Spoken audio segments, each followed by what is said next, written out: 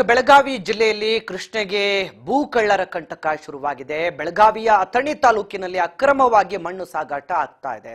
ಅಕ್ರಮವಾಗಿ ನದಿ ತೀರದ ಮಣ್ಣು ಸಾಗಾಟ ಆಗ್ತಾ ಇದ್ದು ಅಥಣಿ ತಾಲೂಕಿನ ಸವದಿ ಗ್ರಾಮದ ಬಳಿ ಈ ಭಾರೀ ಪ್ರಮಾಣದಲ್ಲಿ ಮಣ್ಣು ಸಾಗಾಟ ಇಲ್ಲಿ ಅಕ್ರಮವಾಗಿ ನಡೆಸಲಾಗುತ್ತೆ.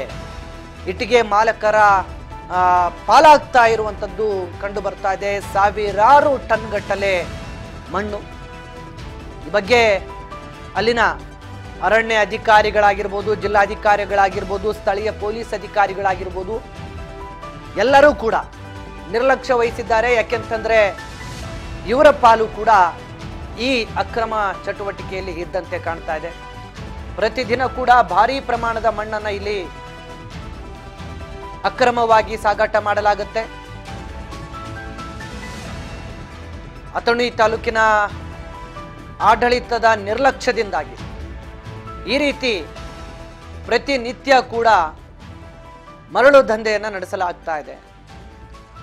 ಸದ್ಯ ಆಡಳಿತ ಅಧಿಕಾರಿಗಳು, ತಾಲೂಕು ಆಡಳಿತ ಅಧಿಕಾರಿಗಳಾಗಿರ್ಬೋದು, ಜಿಲ್ಲಾಧಿಕಾರಿಗಳಾಗಿರ್ಬೋದು ಕಣ್ಮುಚ್ಚಿ ಕುಳಿತಿದ್ದಾರೆ.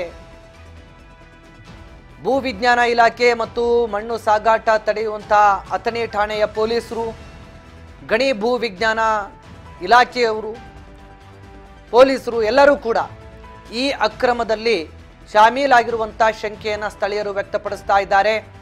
ಪ್ರತಿ ವರ್ಷ ಇಟ್ಟಿಗೆ ಹೆಸರಿನಲ್ಲಿ ಇಲ್ಲಿ ಲಕ್ಷಾಂತರ ಟನ್ ಗಟ್ಟಲೆ ಮಣ್ಣನ್ನ ಅನಧಿಕೃತವಾಗಿ ಸಾಗಾಟ ಮಾಡಲಾಗ್ತಾ ಇದೆ. ಈ ಮೂಲಕ ಕೃಷ್ಣೆಯ ಒಡಲನ್ನ ಇಲ್ಲಿ ಬಗಿತಾ ಇದ್ದಾರೆ ಖದೀಮರು. ಬೆಳಗಾವಿಯ ಅಥಣಿ ತಾಲೂಕಿನ ಏನು ಗ್ರಾಮದಲ್ಲಿ ಅಥಣಿ ತಾಲೂಕಿನ ಆಸುಪಾಸಿನಲ್ಲಿ ಈ ಘಟನೆ ನಡೀತಾ ಇದೆ. ಸುಮಾರು ದಿನಗಳಿಂದಲೂ ಕೂಡ ಸಾಕಷ್ಟು ದೊಡ್ಡ ಮಟ್ಟದಲ್ಲಿ ಇಲ್ಲಿ ಸ್ಥಳೀಯರು ಸಂಬಂಧಪಟ್ಟಂತ ಭೂ ವಿಜ್ಞಾನ ಅಧಿಕಾರಿಗಳಿಗಿರ್ಬೋದು ಅಥವಾ ಏನು ಪೊಲೀಸ್ ಇಲಾಖೆಯ ಅಧಿಕಾರಿಗಳಿಗಿರ್ಬೋದು ಮಾಹಿತಿಯನ್ನು ಕೊಡ್ತಾ ಬರ್ತಾ ಇದ್ದಾರೆ. ಆದರೆ ಇದು ಯಾವುದನ್ನು ಕೂಡ ಅಲ್ಲಿನ ಸ್ಥಳೀಯ ಜಿಲ್ಲಾಡಳಿತ ಅಥವಾ ತಾಲೂಕು ಆಡಳಿತ ಅಧಿಕಾರಿಗಳು ಇದಕ್ಕೂ ಅವ್ರಿಗೂ ಸಂಬಂಧನೇ ಇಲ್ಲ ಅನ್ನೋ ರೀತಿ ವರ್ತಿಸ್ತಾ ಇದ್ದಾರೆ. ಇಲ್ಲಿನ ಮಣ್ಣನ್ನ ಇಟ್ಟಿಗೆ ಮಾಡೋದಿಕ್ಕೆ ಅಂತೇಳಿ ತಗೊಂಡೋಗ್ತೀವಿ ಅಂತೇಳಿ ಅದನ್ನ ಅಕ್ರಮವಾಗಿ ಸಾಗಾಟ ಮಾಡ್ತಾ ಇರುವಂಥದ್ದು.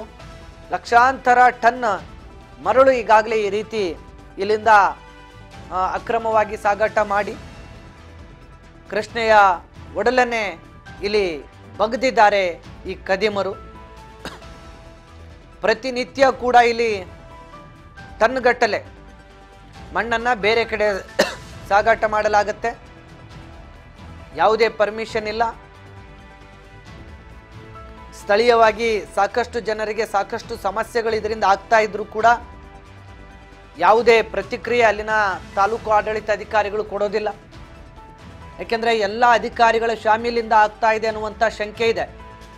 ಸ್ಥಳೀಯ ಅಥಣಿ ಪೊಲೀಸರ ಸಹಕಾರ ಇದೆ, ಸ್ಥಳೀಯ ಜನಪ್ರತಿನಿಧಿಗಳ ಸಹಕಾರ ಇದೆ, ಸ್ಥಳೀಯ ಭೂ ವಿಜ್ಞಾನ ಅಧಿಕಾರಿಗಳ ಸಹಕಾರ ಇದೆ, ಸ್ಥಳೀಯ ಅರಣ್ಯ ಇಲಾಖೆ ಅಧಿಕಾರಿಗಳ ಸಹಕಾರ ಇದೆ.